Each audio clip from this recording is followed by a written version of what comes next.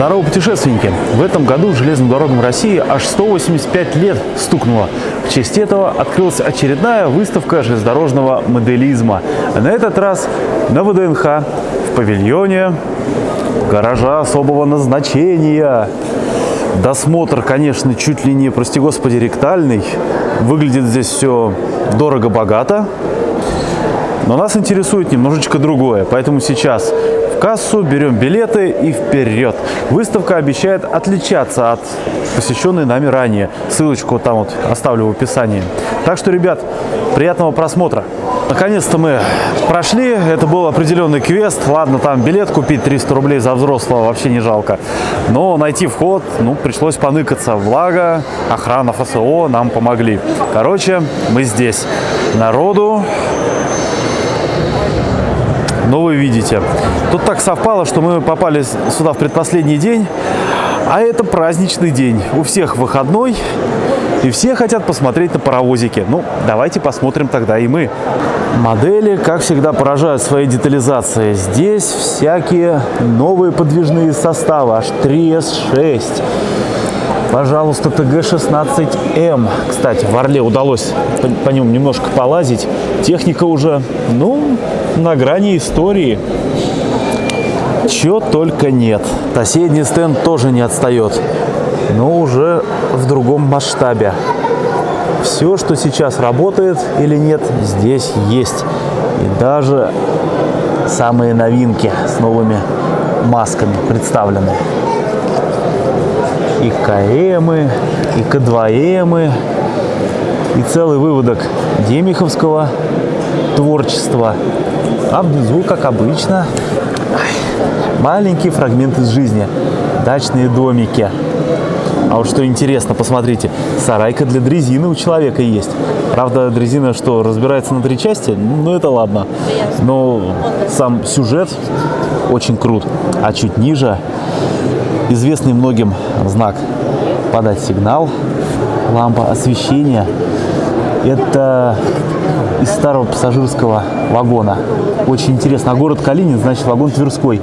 Судя по году, 38-й, что ли. В общем, раритеты. Друзья, отдельный фетиш – это вагоны метро.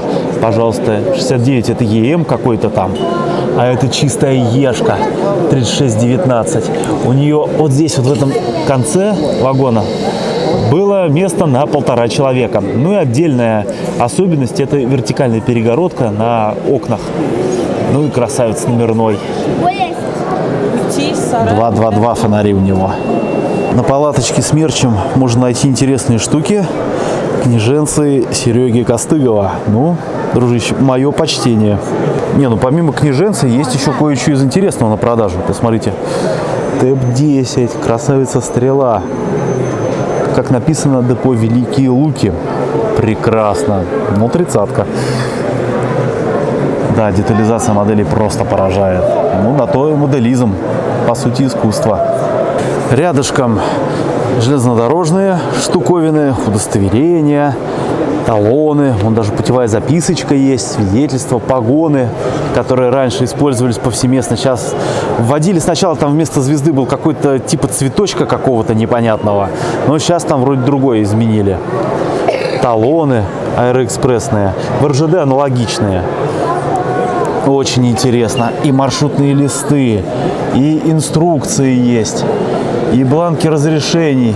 Все. Вот это действительно интересная штука. Самые увлеченные могут даже киношку посмотреть на большом экране. Вам тут расскажут и про модели. Правда, кино идет без звука. Но настоящий любитель все поймет и так. Вон какая овечка красавица. 724. А мы в Москве сортировочной с вами видели 7024. И уехала. Под экраном же масштабные модели паровозов. Самых разных. И Сушки, и ИС, и даже генерал в голубом мундире. Что интересно, представлена целая коллекция железнодорожных рельс. Самые разные, ребят, на любой вкус и цвет, разные года. Вон есть и Путиловского завода. и Надеждинского. Куча всего, и отечественные, и зарубежные, имени Сталина. Все, что угодно. Мэриленд. Американский, что ли? 1915 года. Ну, на любой вкус и цвет. Сохранность самая разная. Вон, посмотрите, как головку рельса сожрало. Что ни говори, железная дорога – это всегда двигатель и локомотив прогресса. Железная дорога сопутствовала развитию промышленности в нашей стране. И даже здесь, казалось бы, всего лишь макет, более 80 элементов составлены в такую железнодорожную сеть, перипетию, по которой ходят поезда самых разных эпох, самых разных производителей и государств. Железная дорога объединяет, чего нам сейчас не хватает. Сколько молодых людей увлечены этим делом. Ну, как увлечены? Я бы сказал, больны. Потому что увлечение – это когда увлечение. А это уже, это, братцы, диагноз. Это отличный диагноз, которым я многим готов порекомендовать. Барановичи Полесские. Ага. Вот Сапсан. Прекрасно. Сапсан в Барановичах. Великолепно. Он здесь как будто цех завода, и там что-то типа сварки идет. И звук, и свет, все на месте. И тут же начинается лесочек с каким-то зданием начала 20 века. Нравятся такие переходы. Станция, станция, станция. Бах, европейский город, путепровод и постсоветская разруха. А вот и стенд Товарищества историков российских железных дорог. Господа занимаются исследованием узкоколеек, когда я еще, наверное, только в школу поступал. Вот у них тут даже их дрезина представлена. Вот за это отдельный лайк ребятам, потому что, ну, это круто, это здорово. Можно будет рассмотреть ее конструкцию. Но вначале, ладно, тут фотографии стоят. Вы посмотрите, какая дивная диорамка представлена из узкоколейной жизни советской. Кто-то кого-то тащит, пути меж елок есть. АМ-ка, замечательная дрезинка, переделана из пассажирского вагона, тоже в наличии. Старый газон с рыбой тоже есть. Ладно, едем дальше. Снегоочиститель, коровы, амбар и, конечно же, Ту-2 с пассажирским вагоном. Непонятно какой, правда, ПВшка стоит там дальше. Надеюсь, вам видно. ПВшка вон там выглядывает из-за дерева. И что интересно, если посмотреть сверху, тут еще есть ширококолейная ветка заброшенная, причем трехнитка. Удивительно. Впихнули сюда все, что можно, даже ручную дрезину, братцы. Ну, молодцы, талантливо. А, и, конечно же, заброшенный абандончик имеется. Уже разваливается. Ну ладно, что у нас тут с дрезиной? Давайте посмотрим. Колеса хорошие, еще без трещин. Натяжитель интересно сделан. Какая винтажная пружина. Запах хороший. Цепь, да, такая же, по-моему, 428-я. Внизу там, кажется, успокоитель цепи. Ну, а тут, да, натягивается и ролик. Ну, главное, что работает. Конечно же, пневматическая дудка. Куда без нее. Это колорит, это, простите, это тифон. Ага, вот он, движочек. Пожалуйста, карбюратор, воздушный фильтр, лапка кикстартера. Реверс-редуктор парни поставили муравьиный. Но я от него отказался, потому что у него задняя передача, если не ошибаюсь, через паразитку. А иногда хочется задом ехать долго. Ну, лень разворачивать. Все-таки масса. Так, и она у них тоже полноприводная. Да-да-да, интересно, дифференциал заваривали, нет? В общем, как-то так. Ну, а труба, побитая жизнью, выходит где-то в корме. Прикольно. Бак из нержавейки. Краник перекрыто. Все нормально. Тоже светодиодная фарина есть. Ну, а так все сварено, да, из профтрубы. Как бы профтруба решает. Чего уж тут говорить. Классно придумали с алюминиевым листом. Да, это прикольно. Хотя, мне кажется, нога в глине, она может просто соскальзывать. Ребрышки, они все равно стираются. Как бы подошва многих ботинок, она более износоустойкая, чем один листик. И классная штука сделана. Это вот такие вот рога. В случае схода дрезины с рельс, она не будет упираться, вот как мы ездили тогда в этот... на Кобринскую дорогу. Мы ехали по усам, а вот, кстати, товарищество. Так вот, по Кобринской мы ехали по усам, сошли с рельс, колесо попало между шпалами, и мы весело полетели вперед. Если бы у нас была такая хрень, этого бы не произошло. Мы бы просто поскользили бы по рельсам. Ну да, отложили бы немного кирпичей, но сам факт. Так что заделка на модернизацию нашей дрезинки. Ручка такая интересная, но непонятно, насколько это удобно. Все-таки как-то лучше типа дуги, чтобы был хват. Тормозище, деревянные колодочки. Закреплены, как видите, не жестко. Ну, понятно, чтобы принимало нужное положение. И как она сделана? Значит, две скобы прикручены. Не, ну она тяжелая, наверное. И идет на тягу. Тяга. Тяга у нас идет. Ага. Значит, вот у нас эта тяга идет сюда. На передней оси тоже есть колодки. То есть у них все оси тормозные. Логично, что воздействуют они вот этим вот рычагом. И как это все происходит? Ага, рычаг вперед, что в принципе логично, да, когда тормозите, у вас инерция идет вперед, усилие проще развить. Рычаг вперед, он закреплен шарнирно здесь второй шарнир, вот он, идет на тягу, которая идет к передним колодкам. И там через передачку идет на вторые. Объяснил коряво, но суть, я думаю, понятна. Ну, в общем, такая вот дрезинка, что могу сказать. Хороша чертяга, седухи немножко пожестче, чем у меня, но с другой стороны, если хочется люкса, это надо ехать куда-нибудь в пятизвездочную Турцию. Все-таки узкоколейка — это тема для сильных духом, для тех, кто не боится. И вот тут моменты из жизни. Лихо они, конечно, загрузили. Ну, а вы как хотели. Экспедиции, как-никак. Так что, господа, коллеги, привет вам! Рядышком еще один отдельный макетик. Узкоколейка, паровозик с вагончиком.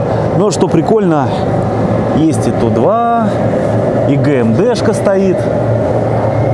Прикольно сделали. Вот это классная задумка, это половинку из вагона показать. Жиза, половинка из вагона и велосипед. Великолепно. Конечно, хочется вам показать, постараться абсолютно все, но что я тут буду? Водить камеры называть? ВЛ-19, ЧС-1, ЧС-7, кстати, прикольно сделанный. Четверка, двойка, паровозы, 23-й. Не, ну классно сделано, ну что тут говорить-то? И всякие спецпоезда есть, и пожарный, и ПМС, и даже ВПР-ку сделали. Вот кто-то же на это все тратит время, кто-то же заморачивается и делает это все настолько достоверно. Низкий поклон, ребята, аплодисменты. Т2. Только один такой остался в работе, ну, по крайней мере, насколько я знаю. Это в депо Хабаровск, там половинка от него работает. Его, правда, сделали прожектор по центру морды.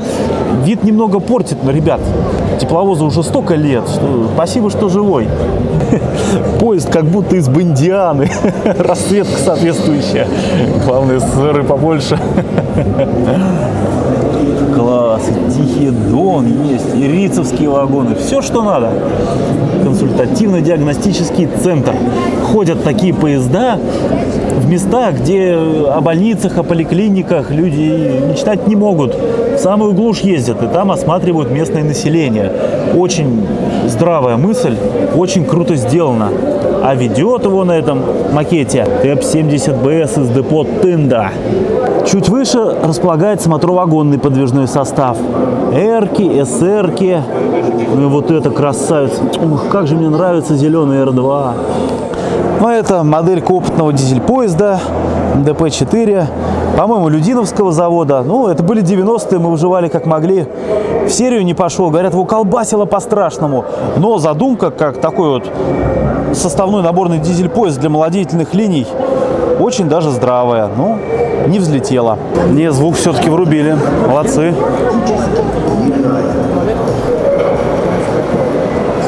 Р2 как будто из Армении. Трехвагонная. Еще модели.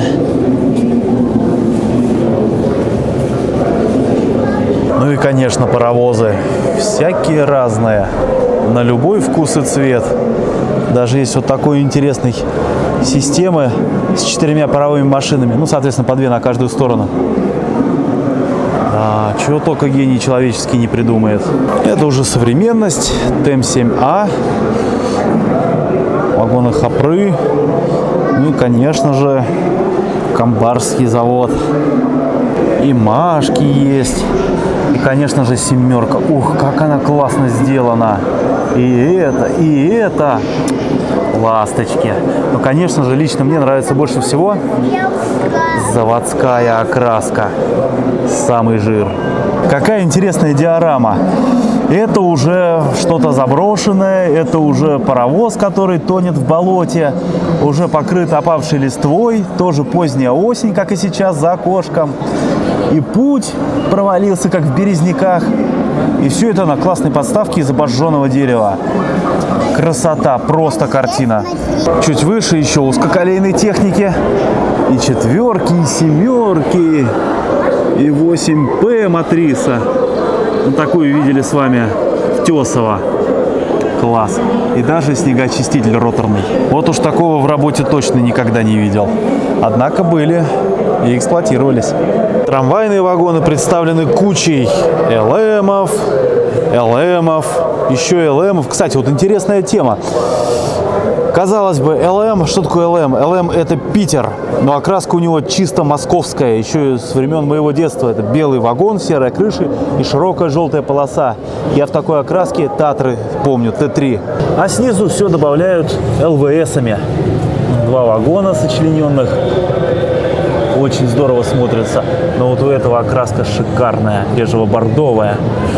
С гербом Петербурга. Ух, еще и по зимней колее идет. Великолепно. Все около станции, заезжает код, смотри, около станции. Я это разговариваю, потому что... Как водится, знакомые уже нам с вами аксакалы. В центре, в гуще событий. Управляют движением. Командуют молодняком, чтобы они все делали правильно и не шалили. Железная дорога – зона повышенной опасности, поэтому шуток здесь быть не может.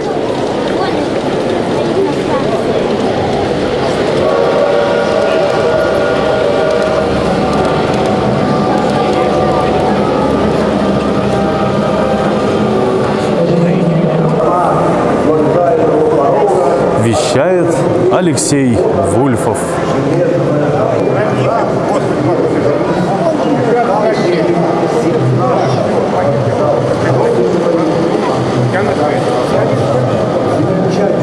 Красиво, да?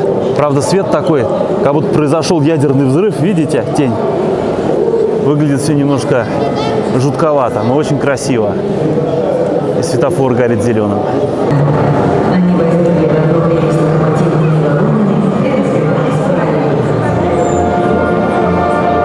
Отдельный фетиш Т-109. Такие сейчас до сих пор в Европе ходят.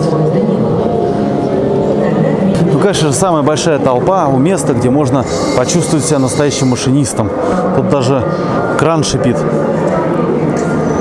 Кран шипит, фуражка сидит, подсказывают, на что жать. Вот такой вот сферический в вакууме. Вот новый машинист сейчас начнет вести поезд в дальние дали. Такой молодой, а уже. Что будет дальше? Давайте посмотрим. Что, есть желающие находиться? Что, есть желающие находиться?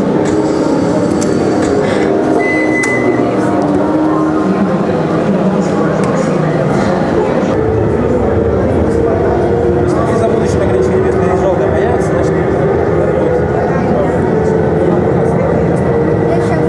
Рассказывают, как пользоваться клубом. Все очень серьезно.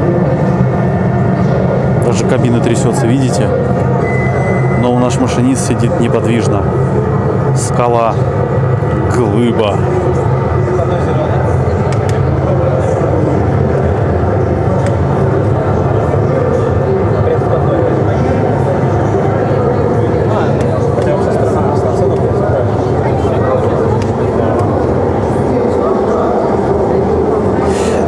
Пока идет весь эпик, вкратце про пульт.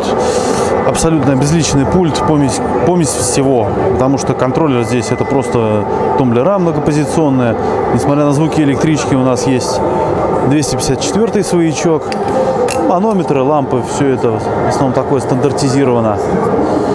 Поэтому сюда можно включить все, что угодно. Хоть VL80, хоть SR3. В этом и достоинство, и недостаток этой конструкции.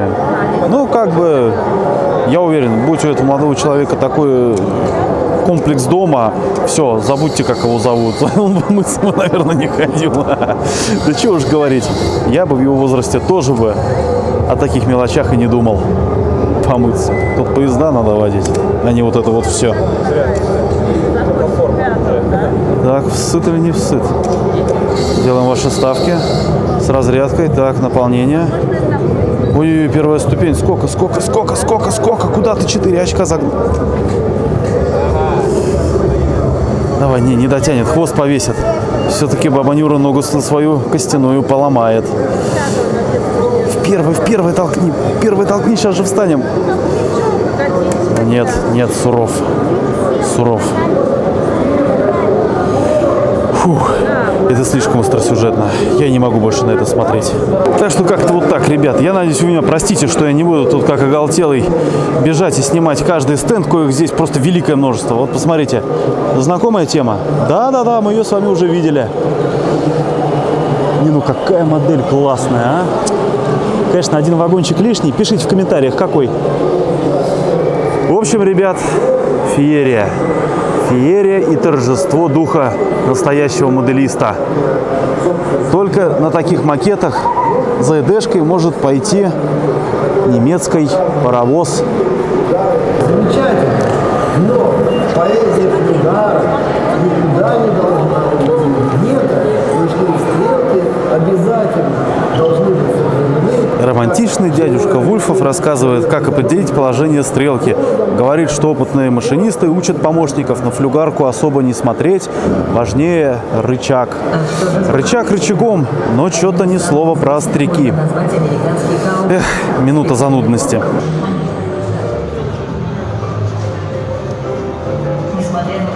Народу, конечно, ого-го сколько. Ну, что, вообще-то это и хорошо.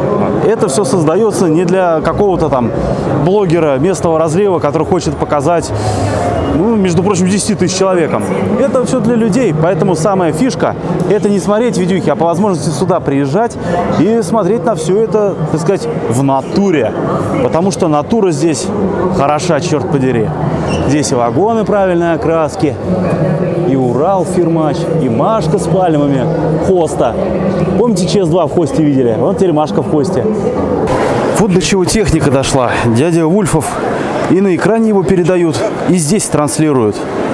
Общество любителей железных дорог России Алексей Борисович Вульфов. Даем ему слово. Дорогие друзья, уважаемые коллеги, журналисты, уважаемые посетители выставки, наша выставка подходит к концу. Я надеюсь, что она нравится тем, кто на нее пришел, но это в первую очередь результат нашего огромнейшего труда. Поэтому я, с вашего позволения, очень тихо, но символично сыграю торжественную фанфару Ростаковича по случаю такого события. Надеюсь, кто-то что-то не слышит. О, талантливый человек, талантлив во всем.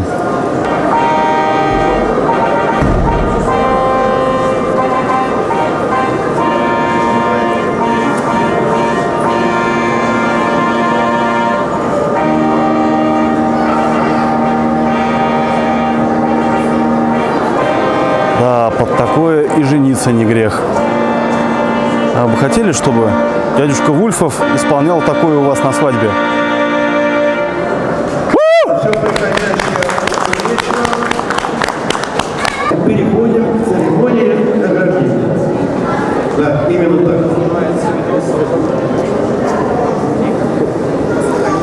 От торжественности момента даже у самых аксакалов трогает все внутри. Я приглашаю всегда человека, которого мне приятнее, может быть, всех пригласить, потому что без него точно этой выставки бы не было, а в России не было бы уникальной коллекции локомотивов вот этих самых большого масштаба.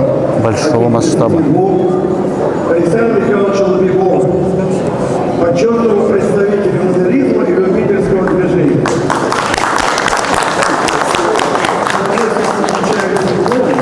И еще от себя хочу сделать тоже небольшой подарок. Как вот говорят в таких случаях, самое дорогое, что у меня есть. Вот я могу точно сказать, что это может быть действительно одно из самых дорогого из того, что у меня есть. Это книга «История железных дорог Российской империи». Далее награждали много людей, которых мы с вами, к сожалению, не знаем, которым выражаем свою искреннюю благодарность за их вклад в дело моделизма и популяризации железных дорог. Так что, друзья, на этом я с вами прощаюсь. Видео получилось, я так полагаю, короче, чем обычно, но, надеюсь, не менее интересное. Увидели что-то новое, что-то для себя подчерпнули. Надеюсь, получилось передать вайб этого события, этой выставки, потому что даже если модели зачастую и повторяются, все равно оно проходит по-разному. Разные люди, разные места. Здесь куча заводских табличек, здесь дрезину ребята из Петербурга приволокли. Я надеюсь, это достойно лайка и подписки. Всем, ребята, пока-пока. Удачи!